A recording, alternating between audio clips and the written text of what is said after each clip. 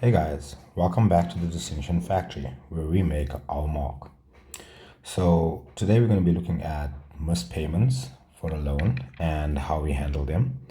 So we're using the same example from the last one, and the recap was the amount of the loan was 1.2 million. Our interest was at 7.8% per annum compounded monthly.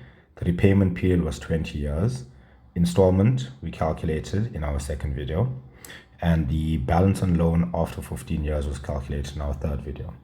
So now what we want to look at is this person has missed payments 181, 182, 183, and 184.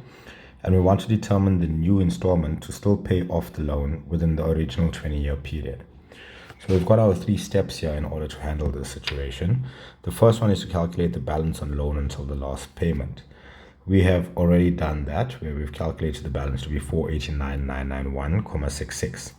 Now we want to grow the balance in the compound interest formula, because yes, the bank is going to allow you to miss these payments, but they're not going to do it for free. They still need to earn money. So they're still going to charge you interest on this amount for the period that you are missing. So what we want to start off by doing is firstly growing this from 181, 182, 183 and 184, so that becomes the new amount that you're acting like you're borrowing from the bank to grow all the way up until payment 240. Right, so let's first start by growing that in the compound interest formula. A equals to P into 1 plus I to the power n, and the principal amount that we're now putting into this is 489,991,66, and that's growing at 7.8 per annum compounded monthly, therefore over 1200 to the power of n, which represents the number of months that we want to grow this for. So remember, we have stopped paying at 180. So the months would be 181, 182, 183, and 184. And that counts as 4 months that we have missed payments for. So from there, we'll grow that 489,991,66 into 1 plus 7.8 over 1200 to the power of 4, giving us 502,856,195. Okay, from there, we want to now go to step 3, which is to set this A value as our new principal amount. Basically, what we're acting like we're doing is we're now taking out a new loan to the value of this amount.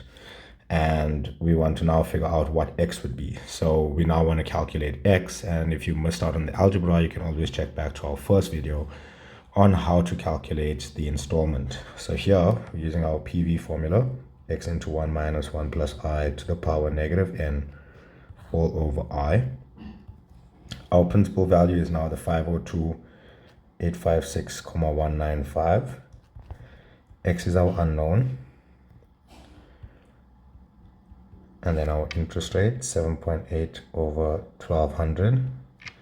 Now here's where the catch is going to come back. So let's come back there to think about that for a bit.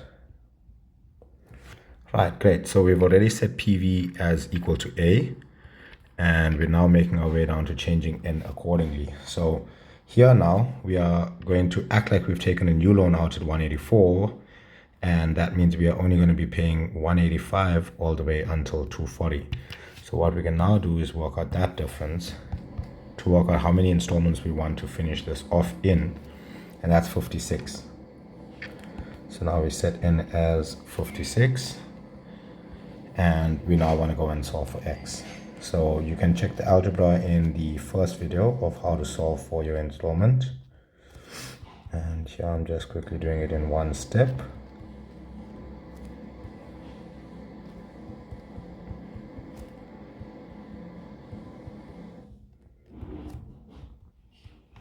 And then we are solving for X. So now we'll just type that into our calculator.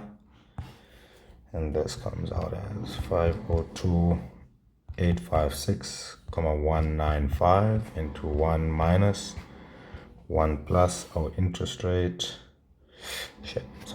That would be 502,856,195 times by 7.8 over 1200, all over 1 minus 1 plus 7.8 over 1200 to the negative 56, giving us his new installment as 10,741 rand and 62 cents.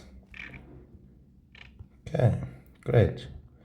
So that covers all of the 4 frequently asked questions when it comes to financial maths. Please drop us a like and comment, and you can also ask us for any advice with anything else that you're struggling with regarding financial maths.